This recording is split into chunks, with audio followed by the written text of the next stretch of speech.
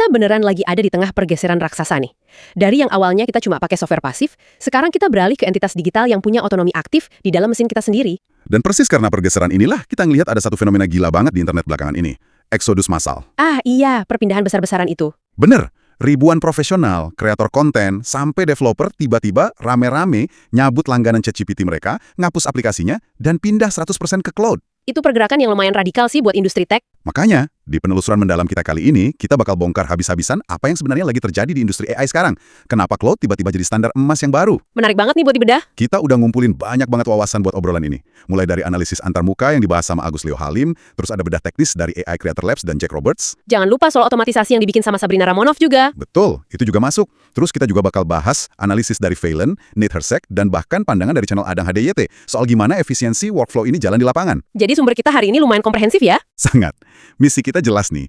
Kita mau membedah apa sih sebenarnya AI agent itu, terus gimana fitur kayak cowork dan skills itu bekerja di level sistem, dan yang paling penting, gimana Anda bisa langsung manfaatin ini buat kerjaan Anda. Pas banget. Oke, mari kita mulai bedah ini dari keluhan di lapangan dulu deh.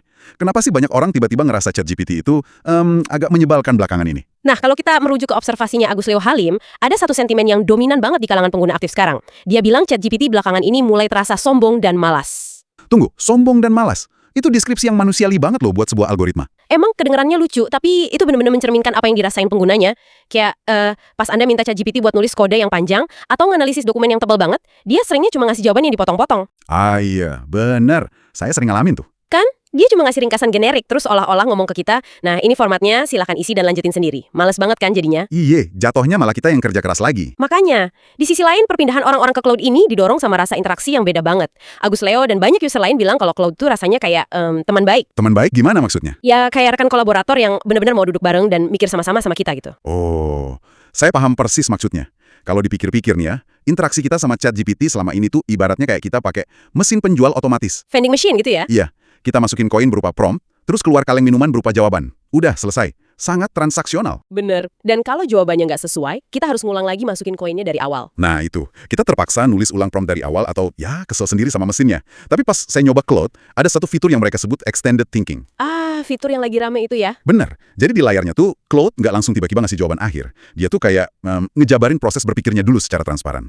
Kayak ngomong, oke, saya harus ngecek data A dulu nih, baru mempertimbangkan asumsi B. Rasanya jadi jauh lebih organik ya? Banget.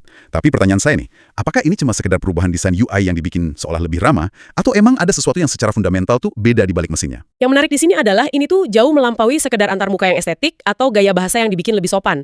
Perbedaan ini tuh sebenarnya berakar banget pada arsitektur modelnya itu sendiri. Oh ya? Gimana tuh maksudnya? Jadi apa yang Anda lihat di fitur extended thinking itu sebenarnya cerminan dari proses penalaran yang bisa diverifikasi secara real time. Gini deh, AI yang konvensional kan ngekalkulasi semua respons di background tuh, diam-diam. Iya.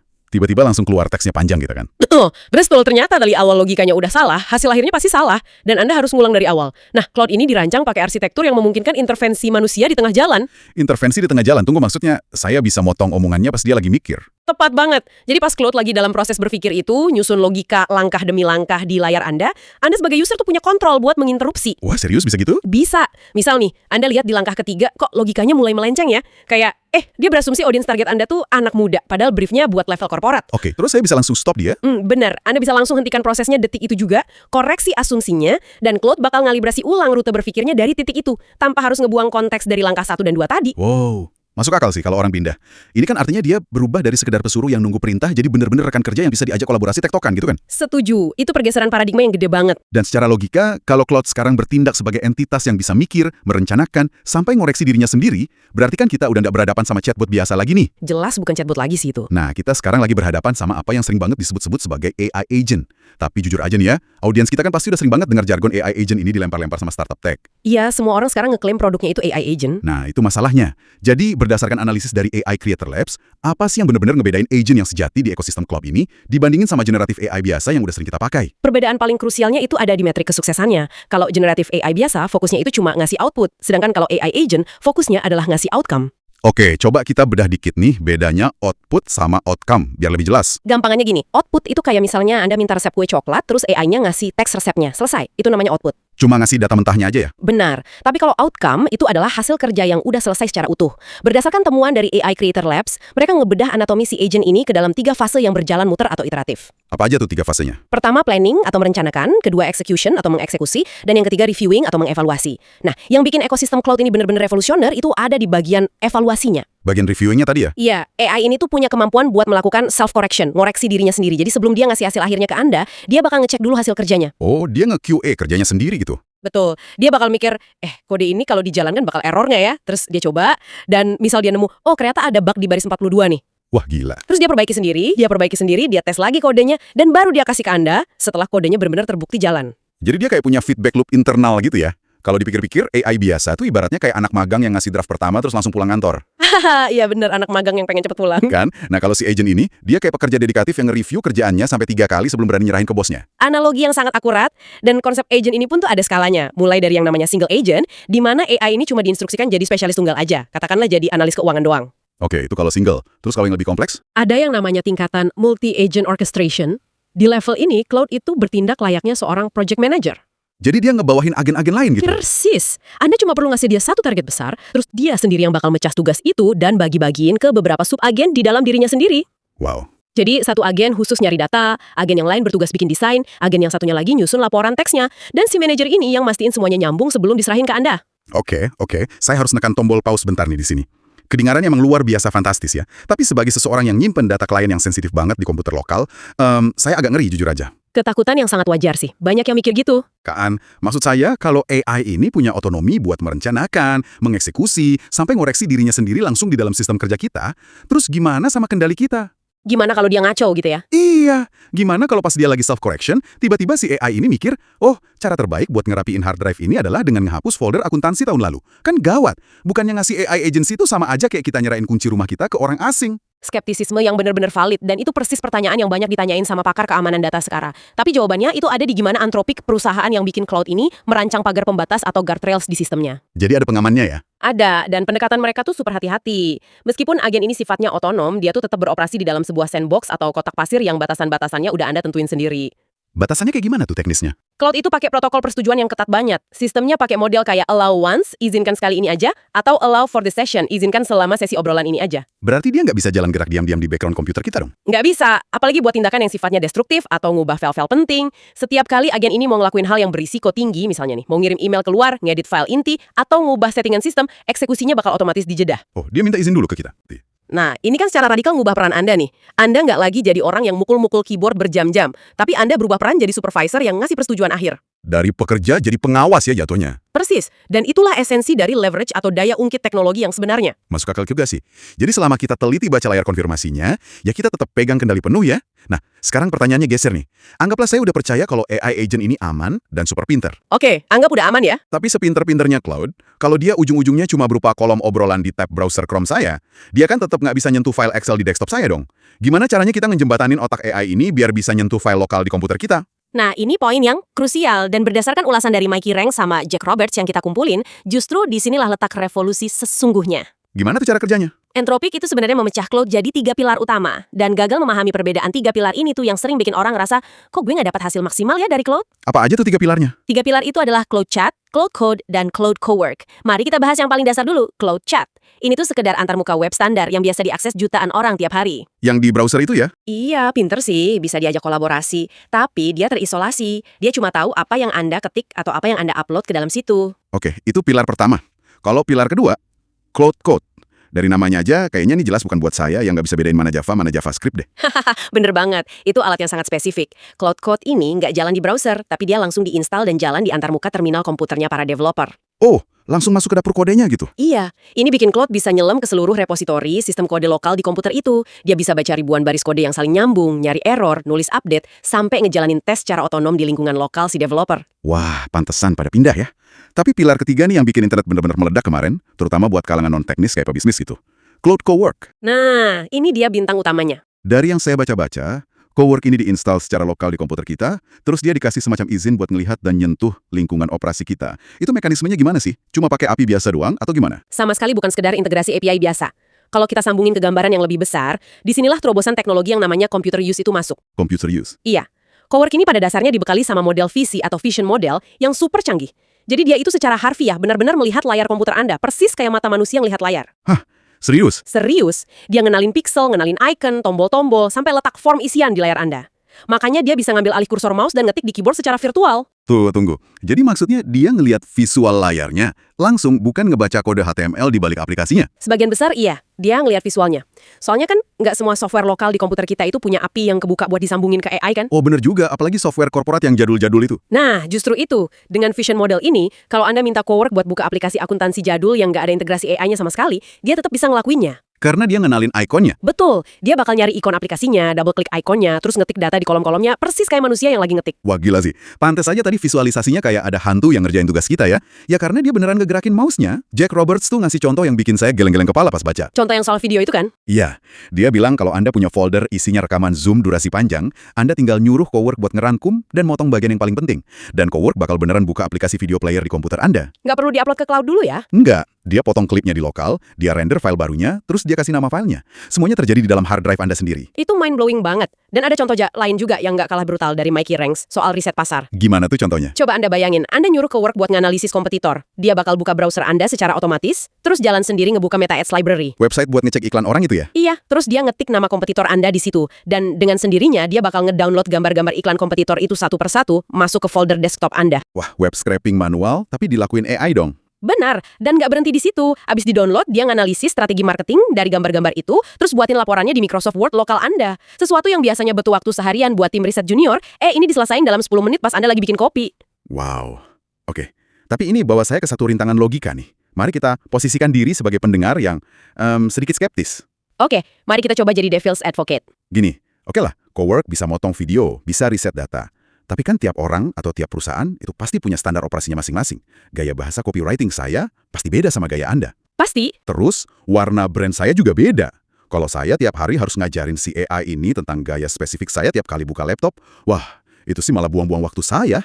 Jatuhnya saya kayak guru TK dong, ngulang-ngulang aturan yang sama tiap pagi. Logika yang sangat tajam, dan faktanya, di sistem AI lama, kayak ChatGPT generasi awal, itu emang kelemahan utamanya. Anda tuh harus masukin apa yang disebut mega prompt yang panjang banget, setiap kali bikin chat baru. Bikin capek ngetiknya kan? Banget. Dan yang lebih parah lagi, seiring obrolannya makin panjang ke bawah, si AI ini bakal ngalamin masalah teknis yang disebut konteks rot, atau kebusukan konteks. Konteks rot? Istilah yang menarik nih. Mekanisme busuknya tuh gimana maksudnya? Bayangin, Anda lagi ngobrol berjam-jam sama orang, loncat dari satu topik ke topik lain. Di akhir hari, orang itu pasti mulai lupakan apa aturan atau premis awal yang kalian obrolin di 5 menit pertama tadi. Iya sih, manusiawi banget itu. Nah, hal yang sama juga terjadi di memori buffernya AI. Semakin banyak token teks yang masuk ke memori dia, instruksi awal yang penting perlahan-lahan kayak kedorong keluar dari fokus utamanya dia. Terus ujung-ujungnya dia ngaco ya? Benar, dia mulai halusinasi atau tiba-tiba lupa sama gaya bahasa yang Anda minta di awal. Nah, buat ngatasin si konteks rot ini sekaligus mecahin masalah repetisi instruksi yang Anda keluhin tadi, ekosistem cloud ngenalin satu konsep yang namanya skills. Oh, skills. Kalau berdasarkan penjelasan dari NetHerak yang saya baca, skills ini pada dasarnya tuh kayak SOP atau standar operasional prosedur digital yang bisa kita panggil kapan aja ya. Betul sekali. Tapi gimana cara kerjanya biar dia bisa lebih efisien dan nggak menuhin memori kayak Megaprompt tadi? Jadi, skills ini biasanya ditulis dalam format dokumen Markdown yang ringkas banget dan disimpan sebagai profil yang terpisah. Isinya tuh bisa macam-macam. Contoh isinya apa tuh? Bisa pedoman identitas brand, format struktur bikin laporan mingguan, atau bahkan pantangan kata alias negative prompts. Misal, jangan pernah pakai kata revolusioner kalau balas email klien. Oh, jadi bener-bener spesifik ya? Iya, nah keindahan teknisnya tuh ada di cara manggilnya yang sangat dinamis. Cloud itu nggak masukin seluruh SOP ini ke dalam memori aktifnya terus-terusan setiap detik. Terus gimana dong bacanya? Dia baru bakal nyomot dan baca skill tersebut secara dinamis, hanya pas konteks tugasnya lagi relevan aja. Begitu tugas nulis emailnya selesai, dia bakal ngelepasin lagi instruksi itu dari memorinya. Wah, pinter banget. Jadi itu yang bikin memorinya tetap seger dan nggak kena konteks rot tadi ya? Tokennya juga nggak kebuang sia-sia? Tepat, dan disinilah Sabrina Ramonov benar-benar ngelakuin flexing atau pamer kemampuan dari ekosistem ini. Dia pakai skills ini, terus digabungin sama sesuatu yang namanya MCP, atau Model Context Protocol. Nah, jujur ya, pas saya pertama kali baca istilah MCP ini, otak satu langsung berasumsi, ini pasti barang teknis yang cuma bisa dipahami sama arsitek cloud data deh. Bisa kita bedah dikit nggak sih, apa sebetulnya MCP ini, dan kenapa dia jadi jembatan yang sekrusial itu? Bisa banget. Cara paling gampang buat mahamin MCP itu coba Anda bayangin colokan USB Type-C, tapi khusus buat perangkat lunak. USB-C? Jadi universal gitu maksudnya? Bener banget. Kalau zaman dulu nih ya, pas Anda pengen nyambungin AI ke aplikasi Notion, kalender Google, atau database lokal Anda, developer tuh harus nulis kode integrasi API custom satu persatu buat tiap aplikasi. Ribet banget dong. Sangat ribet dan gampang rusak kalau ada update. Nah, MCP ini diciptain sebagai protokol open source yang universal. Jadi, kalau sebuah aplikasi udah punya konektor MCP, Cloud bisa langsung dicolokin ke aplikasi itu secara otomatis, Tanpa perlu nulis kode sama sekali. tanpa nulis satu baris kode API pun. Cloud bakal langsung paham struktur datanya dan bisa berinteraksi di dalamnya. Wah, pantesan aja Sabrina Ramonov bisa ngebangun kekaisaran otomatisasi media sosialnya sendiri ya. Dari studinya dia tuh pakai alat namanya Blue Tato yang udah berbasis MCP. Terus disambungin ke Cloud Cowork kan? Iya, dia kasih skills yang isinya gaya bahasa personal dia. Dan hasilnya, ini gila banget sih. Dia cuma nyuruh Claude gini, tolong tonton video YouTube terbaru saya. Sesimpel itu ya promnya? Sesimpel itu, terus Claude jalan pakai MCP buat ngakses videonya, dia tonton videonya, terus skillsnya secara otomatis memicu pedoman desain milik Sabrina. Terus si AI bikin apa dari situ? Claude benar-benar otomatis bikin elemen grafis carousel buat Instagram, nulis text caption pakai gaya bahasanya Sabrina yang khas banget, dan langsung ngejadwalin postingannya ke 8 platform media sosial sekaligus. Wow! Dan yang bikin merinding, Sabrina tuh bahkan nggak perlu ngeklik atau buka aplikasi media sosialnya sama sekali. Nah, itu dapat banget esensinya. Di sini ditarik hal yang menarik banget. Ini tuh implementasi yang brilian. Sabrina benar-benar ngegabungin vision modelnya AI sama protokol universal lokal buat nyingkirin 100% lapisan manual dari workflow administratifnya. Bener-bener zero click ya jatuhnya. Iya, ada contoh lain juga yang nggak kalah keren soal MCP ini. Coba bayangin soal migrasi aset digital. Misal Anda harus mindahin ratusan halaman dokumentasi dari Notion ke platform komunitas kayak Circle. Waduh, kalau manual sih saya udah angkat tangan duluan itu, mindahin gambar satu-satu kan? Bener, mindahin gambar, ngatur ulang format teks, bold dan italiknya, benerin link video yang putus, pegal banget. Tapi dengan MCP yang hubungin database Notion Anda, ditambah instruksi dari Skills Cloud, bisa download semuanya. Terus dia susun ulang sendiri. Dia format ulang struktur datanya di background, dia render lagi aset visualnya, dan langsung dia publish secara presisi ke platform yang baru. Dan itu semua kelar dalam hitungan menit. Sinting sih ini. Oke, sejauh ini kita udah bahas gimana Claude ini nanganin teks, ngurusin spreadsheet, bedah file lokal, sampai otomatisasi migrasi database. Semuanya lebih ke data dan teks ya. Betul, tapi masalahnya, di dunia nyata, bisnis tuh nggak cuma isinya teks markdown atau tabel data doang. Kita butuh estetika, kita butuh bikin prototipe visual buat ditunjukin ke klien, kita butuh slide presentasi yang kelihatan pro, kayak dibikin desainer bayaran mahal. Dan disinilah kita harus ngegeser lensa kita sedikit, ngebahas apa yang disoroti sama Valen dalam analisisnya kemarin, yaitu soal Cloud Design. Claude Design, ini beda kan sama Midjourney, gitu? Nah, penting banget buat ditegasin di sini. Ini bukan sekedar kloningan dari AI pembuat gambar kayak Midjourney atau DALL-E ya. Iya, karena setahu saya Midjourney emang jago banget bikin gambar estetik, tapi kita kan nggak bisa nyuruh Midjourney buat bikin tombol website yang beneran bisa diklik. Tepat sekali bedanya di situ. Cloud Design ini ditenagain sama model terbaru mereka, Opus 4.7. Dan model ini tuh secara khusus dirancang buat ngerjain UI, UX, sama presentasi bisnis yang interaktif. Interaktif gimana maksudnya? Dia itu ngebangun struktur elemennya. Jadi kalau Anda minta dibikinin prototype landing page, dia nggak bakal ngasih file JPG mati. Terus ngasihnya bentuk apa? Dia bakal ngasih antarmuka web yang elemen interaktifnya beneran nyala. Tombolnya bisa diklik, ada menu drop down yang bisa kebuka, atau animasi hover pas kursor Anda lewat di atasnya. Semuanya live dan berfungsi. Wah, gila. Berarti udah setengah jalan jadi website beneran dong. Bener. Atau contoh lainnya nih, Anda bisa narik file PDF laporan keuangan yang tebelnya 30 halaman, terus Cloud Design bakal nge-convert PDF itu jadi pitch deck 15 slide yang udah siap dipresentasiin, lengkap sama grafik visualnya. Ini sih yang paling nyelamatin nyawa desainer brand, karena ada fitur desain sistemnya kan ya? Betul, Valen juga ngebahas itu. Soalnya keluhan abadi orang-orang kalau pakai AI visual itu kan inkonsistensi. Hari ini si AI bikin logo kita warnanya biru navy, pas disuruh revisi besoknya warnanya berubah jadi biru neon. Ya, emosi kan jadinya. Banget. Nah, Valen nunjukin kalau pakai desain sistem ini, kita benar-benar bisa mematenkan pedoman visual kita. Kayak fontnya apa, jarak spasinya seberapa, sampai kode hex warnanya dikunci. Jadi AI-nya nggak bakal melenceng dari pakem brand kita. Iya, dan kerennya lagi, hasil akhirnya itu bisa langsung diekspor ke Canva loh. Tapi, ada satu hal besar yang lumayan ngeganjal di pikiran saya nih. Oh, soal apa tuh? Kita dari tadi ngomongin model Opus 4.7. Setahu saya, ini tuh model terberat, terpintar, dan paling masif yang dipunyai sama Anthropic saat ini. Emang bener, secara komputasi dia paling berat. Nah, bayangin aja, ngerender prototipe website interaktif, atau ngebaca PDF tebel terus dibikin visual. Itu kan pasti nyedot token kuota kita kayak orang kehausan minum air di gurun pasir. Bukannya batasan kuota langganan bulanan kita bakal langsung ludes dalam 10 menit pertama. Haha, analoginya pas banget. Dan itu sebenarnya adalah kalkulasi teknis dan komersial yang emang nggak bisa kita hindarin. Jawaban jujurnya, ya, Opus 4.7 itu konsumsi jumlah token yang eksponensial banget kalau dibandingin sama chat teks biasa. Berarti beneran cepet habis dong kuotanya? Betul, tapi Anthropic tuh ngedesain sistem pengelolaan kuotanya dengan lumayan pinter. Mereka misahin kuota buat Cloud Design ini dari kuota obrolan standar Anda sehari-hari. Oh, jadi embernya beda nih? Embernya beda. Terus mereka pakai sistem jendela bergulir atau rolling window selama 168 jam. 168 jam tuh seminggu ya? Iya, seminggu. Jadi kuota Anda tuh bakal disebarkan atau di-refresh secara bertahap dalam siklus 1 minggu itu. Nggak langsung habis total terus mati. Tapi Justru disinilah letak pergeseran perspektif yang paling penting dari alat ini. Pergeseran perspektif yang kayak gimana? Ini tuh sebenarnya permainan pertukaran nilai atau trade-off. Seperti yang dibahas di channel Ading Hadiat juga, ini soal efisiensi. Maksudnya, kita nuker konsumsi token yang boros itu dengan waktu yang berhasil kita hemat. Tepat 100%. Coba Anda hitung, kalau Anda nyewa desainer freelance senior atau nyuruh tim internal buat nyusun layout presentasi dari data PDF mentah, itu butuh waktu berapa lama?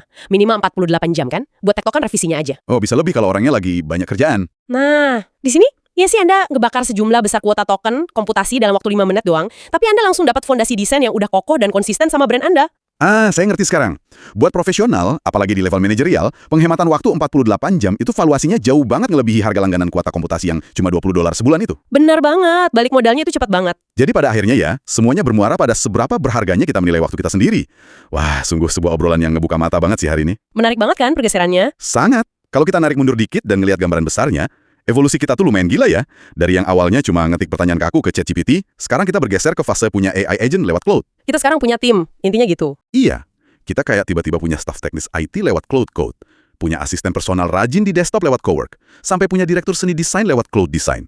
Ini sih jelas udah bukan sekedar tren produktivitas lagi ya. Ini tuh revolusi manajemen otonom. Saya setuju banget. Kita tuh benar-benar lagi beralih dari era mikir gimana cara saya ngelakuin kerjaan ini dengan lebih cepat, menuju ke era baru di mana pertanyaannya jadi gimana cara saya ngelatih sistem digital biar dia yang mikirin dan ngelakuin kerjaan ini buat saya. Wah, merinding dengar kalimat itu. Karena itu, saya pengen ngasih semacam tantangan nyata nih buat Anda semua yang lagi dengerin penelusuran mendalam kita hari ini. Boleh tuh PR buat pendengar ya. Iya dong. Sebelum Anda nutup laptop Anda malam ini, coba deh lihat daftar pekerjaan Anda buat besok pagi. Tugas mekanis apa sih yang masih Anda kerjain manual pakai tangan sendiri? Mungkin mindahin data dari Notion ke Excel gitu ya. Nah, atau mungkin motongin bagian filler yang diam doang dari rekaman video. Atau bikin format laporan mingguan yang gitu-gitu aja. Pesan saya, berhentilah jadi pekerja mesinnya, dan mulailah bersikap layaknya manajer yang mendelegasikan tugas-tugas receh itu ke agen cowork Anda besok. Setuju. Dan kalau Anda udah ngerasain sendiri transisi dan leverage itu, ini sebenarnya memunculkan satu pertanyaan filosofis yang sangat tajam ya buat kita renungin bareng-bareng. Wah, pertanyaan penutup nih, apa tuh? Coba kita pikirin. Kalau AI komersial yang harga langganannya cuma setara harga secangkir kopi mahal per minggu ini, sekarang udah bisa bertindak sebagai anak magang, jadi analis data yang nggak pernah capek, bahkan jadi desainer yang nurut 100% sama pedoman brand tanpa pernah komplain? Iya. Apakah keahlian manusia yang paling berharga di masa depan itu bukan lagi soal seberapa pintar kita ngelakuin suatu pekerjaan teknis, melainkan semata-mata soal seberapa visioner kita bisa mengarahkan para pekerja digital ini? Wow. Dan yang paling bikin deg-degan, apa yang bakal terjadi sama jalur karir pemula atau entry level dalam 5 tahun ke depan? Terutama pas posisi-posisi bawah itu secara default udah diisi penuh sama algoritma. Gila, itu sebuah teka-teki nyata yang pasti bakal ubah total cara kita mendefinisikan arti kata bekerja itu sendiri ke depannya. Luar biasa, terima kasih banyak udah gabung di obrolan kita hari ini. Sama-sama, selalu seru bahas beginian. Buat Anda yang mendengarkan, saya benar-benar mendorong Anda buat terus eksplor ekosistem baru ini. Tes sendiri batasannya, dan mulai bangun asisten digital Anda sendiri dari sekarang. Sampai jumpa di bedah materi kita berikutnya, dan selamat mengelola masa depan Anda.